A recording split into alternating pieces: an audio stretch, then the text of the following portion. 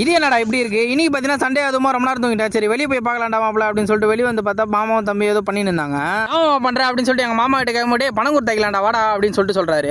நண்பா இந்த இடத்துல பார்த்தீங்கன்னா வீடு கட்ட போறாங்க. எல்லாத்தையும் நோண்டி வேஸ்டா தான் போடுவாங்க. சரி நம்மளாச்சும் சாப்பிடலாம் அப்படின்னு சொல்லிட்டு பார்த்தீங்கன்னா இந்த மரத்தை வைக்கிறோம். பனைமரத்தில் பார்த்தீங்கன்னா அடியில் தான் கொடுத்துருக்கும். இது வேற சின்ன மரம் இருக்குது. அப்போ கண்டிப்பா அடியில் தாண்டா இருக்கும் மாப்பிள அப்படின்னு சொல்லிட்டு பார்த்தீங்கன்னா கட்டப்பறையில் நோண்ட ஸ்டார்ட் பண்ணிட்டோம். நண்பா அதுக்கு முன்னாடி பார்த்தீங்கன்னா இந்த வீடியோக்கு ஒரே ஒரு லைக் பண்ணுங்க. நீங்க லைக் பண்ணா மட்டும் தான் நல்லா வியூஸ் போகும். ப்ளீஸ் அதனால ஒரே ஒரு லைக் மட்டும் பண்ணுங்க. எவ்வளோ கஷ்டப்பட்டு தோண்டின்னு இருக்கோம். இங்க பாருங்களா ஒருத்தன் எப்படி உட்காந்து ஃபோன் நோண்டின்னு இருக்கானே. இந்த மாதிரி தம்பி உங்க வீட்டில் இருந்தால் கண்டிப்பாக கமெண்ட் பண்ணுங்க. அதுக்கப்புறம் ரொம்ப நேரம் கஷ்டத்துக்கு பிறகு பார்த்தீங்கன்னா பனைமரத்தை நோண்டி இடையே எடுத்துன்னு வந்து சைடில் இருக்கிற மட்டையெல்லாம் பேக்க ஆரம்பிச்சிட்டோம். எப்படியோ கஷ்டப்பட்டு எல்லாத்தையும் பேத்து அந்த குருத்து எடுத்து சாப்பிட்ற சொகை இருக்குது. அட வேற லெவலில் இருக்கும். நீங்களா சாப்பிட்றீங்களா இல்லையான்னு சொல்லிட்டு மறக்காம கமெண்ட் பண்ணுங்க. அப்போ கூட நான் ஏந்து வர மாட்டேன்டா அப்படின்னு சொல்லிட்டு பார்த்தீங்கன்னா உட்காந்து ஃபோனே நோண்டின்னு இருக்கான்.